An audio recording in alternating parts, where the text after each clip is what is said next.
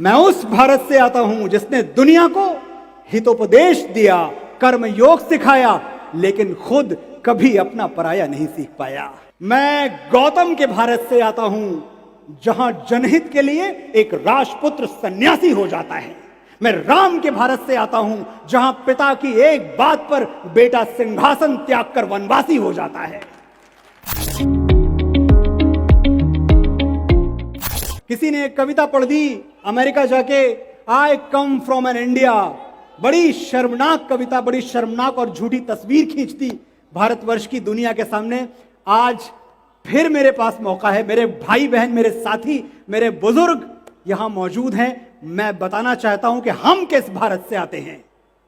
मैं, और जितनी बार मैं कहूंगा मेरा मतलब है मैं और आप, मैं उस भारत से आता हूं जिसके होठों पे गंगा और हाथों में तिरंगा है। मैं उस भारत से आता हूं जिसके होठों पे गंगा और हाथों में तिरंगा है।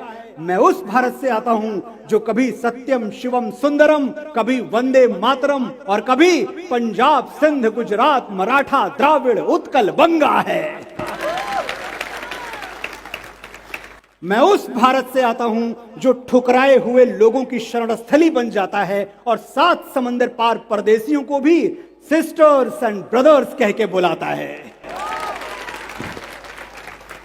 मैं उस भारत से आता हूं जिसने दुनिया को हितोपदेश दिया, कर्म योग सिखाया, लेकिन खुद कभी अपना पराया नहीं सीख पाया। मेरा भारत वसुधैव कुटुंबकम के सिद्धांत पे जिया। मेरा भारत वो नीलकंठ है जिसने खुद विष पी के दुनिया को अमृत दान किया। मेरा भारत कर्मण्येवाधिकारस्ते गाता है, तीनों लोगों का स्वामी होके माखन चुराता है और महाअवतार होके मां के हाथों मार खाता है। मैं गौतम के भारत से आता हूं जहां जनहित के लिए एक राजपुत्र सन्यासी हो जाता है। मैं राम के भारत से आता हूं जहां पिता की एक बात पर बेटा सिंहासन त्याग कर वनवासी हो जाता है। मैं उस भारत से आता हूं जो स्त्री को उसके स्वाभिमान से पहचानता है, एक कुंवारी मां को महासती कुंती के नाम से जानता है और 5 पतियों वाली द्रौपदी को देवी मानता है।